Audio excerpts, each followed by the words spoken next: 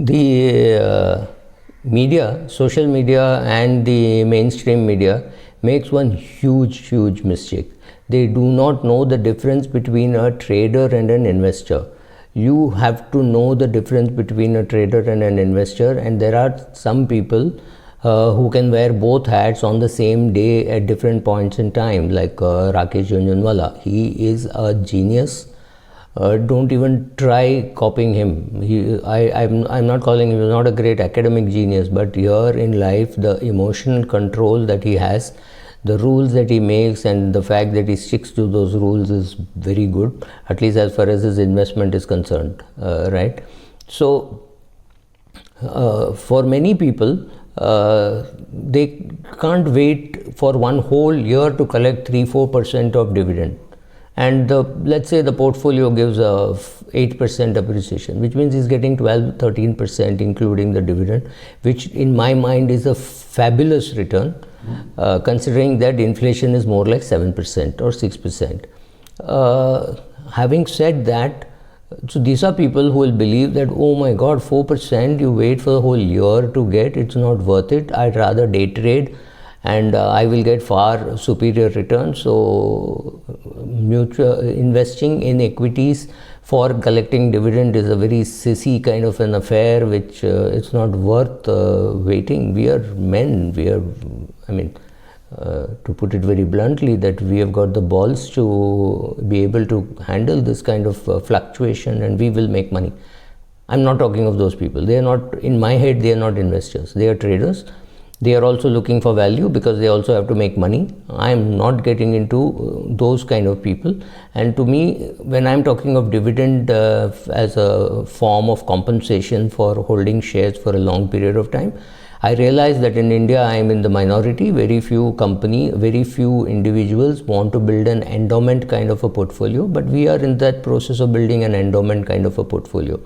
So let us use the volatility to earn money. Great, please go. You're a trader, you're not an investor, and I'm talking of a real deep value investor who's happy to collect dividends over long periods of time and who is building an heirloom to be given to his children and grandchildren, and they're being taught those values at home. I'm talking of that guy. I'm not talking of the trader.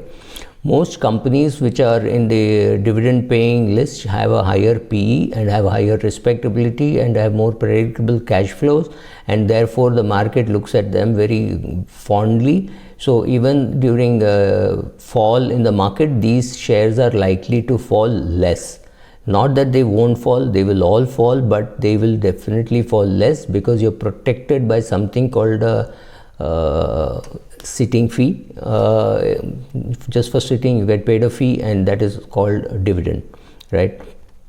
There are others who believe that for creating a portfolio like this you need a very high capital. You need a very large portfolio to be able to create this, which is not wrong. But that is, you need the dividend income to live off only when you're 60. So either you need a large portfolio, which I agree, or you need a large amount of time. So if you're 25 years of age or 26 years of age, you have time on your side. You don't understand the value of time. Over the next 35 years, you have no clue what can happen. You can build a magnificent portfolio to create a fantastic dividend. However, if you're 55 years of age, you have to obviously shift from some other asset class to create this portfolio so that you can get a dividend. You can't get up at 55 and say, I will put small amounts of money and create. You don't have time. So some kid who has time doesn't have to worry saying, oh God, I need 10 crores for my retirement oriented portfolio, and that's perfectly all right. But today, even if you were to put only 2,000-3,000 rupees a month over a long period of time, you will build about 3-4 crores, right? So it's just pushing yourself more, earning from some other place, and pumping more money into the same portfolio. So it is not impossible to do. You don't need a large equity portfolio if you're young. Yes, you need a large equity portfolio if you're old. Collect your dividends, keep reinvesting, further allocation of money which you will get because you're earning, that also goes into the same portfolio. Then you really don't need to do anything more. Okay, the other myth which people have is to say, I need to get very high dividend yield, so I will chase dividend yields. That is wrong, because how much you are earning in a portfolio is equal to dividend plus the change in price. So the change in price has to be positive for your dividend to be effective. So if you get a 4% dividend yield and a 6% appreciation, you're getting 10% appreciation on your 10% return on your equity portfolio, which is not bad at all, considering that it is 1.5 times the inflation rate, or 1.5 times the rate at which your money can be invested in PPF, right? So you're getting that. So that is, don't worry about current dividend yields. Don't worry about the size of the portfolio needed. Look at the good companies which are there, and please understand, you will first select the company based on some other criteria. It is growing well, etc., and then put this filter. Or you will use this as a screener to see in which companies should I be investing at all, and then do research and then invest, right? So it's not just that because it's getting a dividend yield, you will go and invest. Maybe that dividend yield is not sustainable beyond 3 years, so it's not a good share to have when you're retired. Or you say, I know very clearly that the dividend yield of 11% is not sustainable, it will fall down to 4 or 3.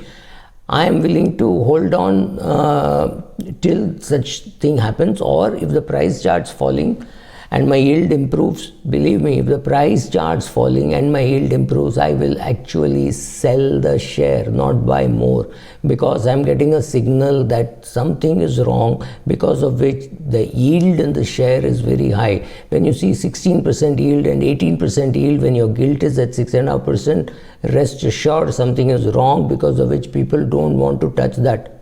True for bonds, true for equities, right? So another thing which people keep asking, or kept asking in the last investment show that I did, is you are talking of reinvestment of dividend, which means every rupee that you get as a dividend has to be invested in the same company. I said no, it is desirable, not has to be, because then that is pretty mindless, right? So why would you mindlessly do bad allocation? Yes, you will make mistakes in allocation, that's a different thing. A year when the market is very high, or you think the market is very high in almost all the categories, you may put all the dividends into a liquid fund and say, I will use it whenever the market falls and I think I can buy. Now, talking about a market, is the worry is one very senior fund manager told me, Supra, there is nothing called an up market or a down market, because at every point in time something is attractive and something is overpriced. So this is such a beautiful way to say that you need a diversified portfolio, and here we are talking only about equity assets, direct equity assets, right? Thank you.